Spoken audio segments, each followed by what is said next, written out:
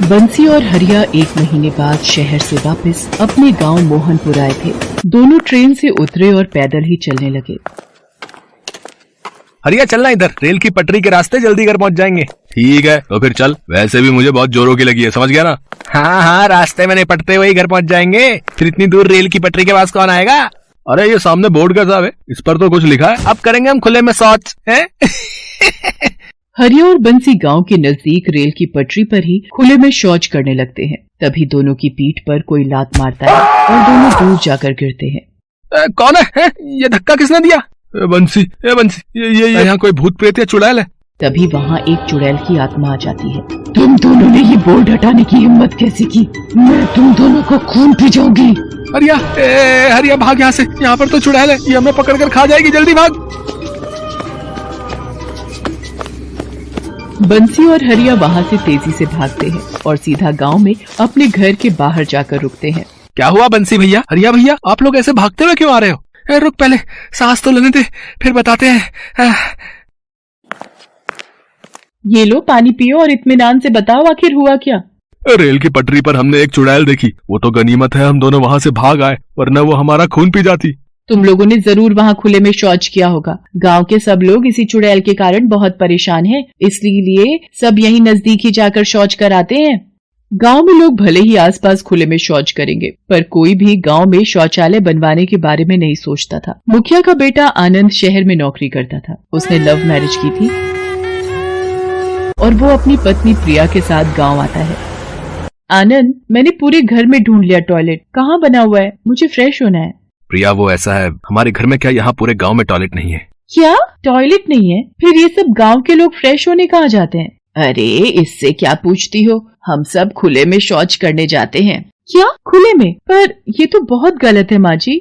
इसमें क्या गलत है? घर पूजा पाठ और रहने के लिए होते हैं, शौच के लिए नहीं। प्रिया, तुम्हें फ्रेश होना ना, तुम मेरे साथ चलो। आनंद प्रिया को रेलवे स्टेशन पर ले जाता है। वहाँ एक गाड़ी रोजाना रुका करती थी। प्रिया मजबूरी में उस ट्रेन के टॉयलेट में जाकर फ्रेश होती थी, पर एक दिन पता नहीं गांव के लोगों को क्या हो गया है? रेल की पटरी पर शौच जाने से डरने लगे हैं। कहते हैं वहाँ एक चुड़ैल रहती है, वो सबको डरा कर भगा देती है। इसी बात की तो परेशानी है। हम सब औरतों को भी रात में घरों के पीछे नाली में शौच के लिए जाना पड़ता है। बड़ी मुसीबत हो गई है। पहले गांव के पास वाली जगह में हम औरतें जाती थी तो ठीक था। सचमुच इनकी सोच बदलना कितना मुश्किल है, पर ऐसे कब तक चलेगा? आनंद, तुम बाबूजी से टॉयलेट बनवाने की बात नहीं करोगे तो मैं वापस शहर चली जाऊंगी।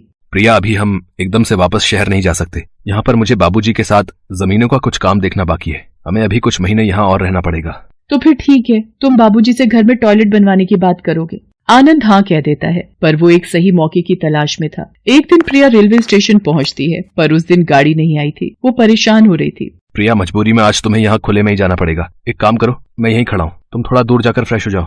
मुझे तुम पर इस वक्त इतना गुस्सा आ रहा है ना, यहीं खड़े रहना, मैं आती हूँ। प्रिया रेल की पटरी के पास पहुँचती है। अचानक, कोई मेरी बेटी को बचाओ, मेरी बेटी को छोड़ दो। नहीं, मैं इसे नहीं छोड़ूंगी। जो भी खुले में शौच करेगा मैं उसे बहुत तंग करूंगी। अब घबराइए नहीं, मैं बात करती हूँ। इस लड़की ने तुम्हारा क्या बिगाड़ा है? छोड़ क्यों नहीं देती हो? कैसे छोड़ दूं? उस दिन मैं भी बहुत रोई थी, चिल्लाई थी, और उन जालिमों ने मुझे नहीं छोड़ा था। मेरी गलती क्या थी? सिर्फ इतनी कि मुझे खुले में शौच करना पसंद नहीं था और मजबूरी में मैं यहाँ रात में आती थी। इतनी देर में आनंद भी वहाँ जाता है। एक आदमी जाकर मुखिया और गाँव वालों को बुला लाता है। तुम्हारे साथ क्या गलत हुआ है, हमें बताओ। मुझे मजबूरी में शौच के लिए यहाँ रेल की पटरी पर आना पड़ता था, पर मुझे वो पसंद नहीं था। एक दिन मैं अपनी माँ के साथ रेल की पटरी पर शौच के लिए आई। अंधेरा बहुत था, मुझे डर लग रहा था। मैं माँ को आवाज लगा रही थी।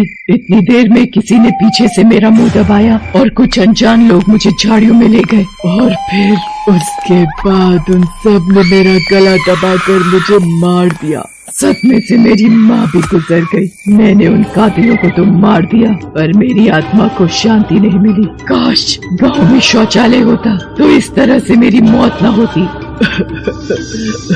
अपनी कहानी सुनाते सुनाते चुड़ैल फूट फूट कर रोने लगती है। मैं तुमसे वादा करती हूँ, मैं इस गांव में शौचालय बनवाऊंगी। अगर तुमने इस लड़की को मार दिया, फिर तुम में और उन बदमाशों में क्या फर्क रह जाएगा? इस बेकसूर लड़की को छोड़ दो, इसमें इसका कोई दोष नहीं। बाबूजी, अब तो मान जाइए, आपने खुद अपने कानों से सुना है। अगर आप चाहते हैं इस गांव की बहू बेटियों के साथ कुछ गलत न हो तो शौचालय बनवाने के लिए हामी भर दीजिए ताकि वो सुरक्षित रहें। प्रिया और आनंद के समझाने पर चुड़ैल उस लड़की को छोड़ देती है। कुछ समय बाद आनंद और प्रिया अपने घर और गांव में चुड़ैल की आत्मा को शांति मिल जाती है। प्रिया को तसल्ली थी कि वापस शहर जाते हुए उसने गांव की बहू बेटियों के लिए शौचालय बनवाने की जो मुहिम छेड़ी थी वो पूरी हो गई थी।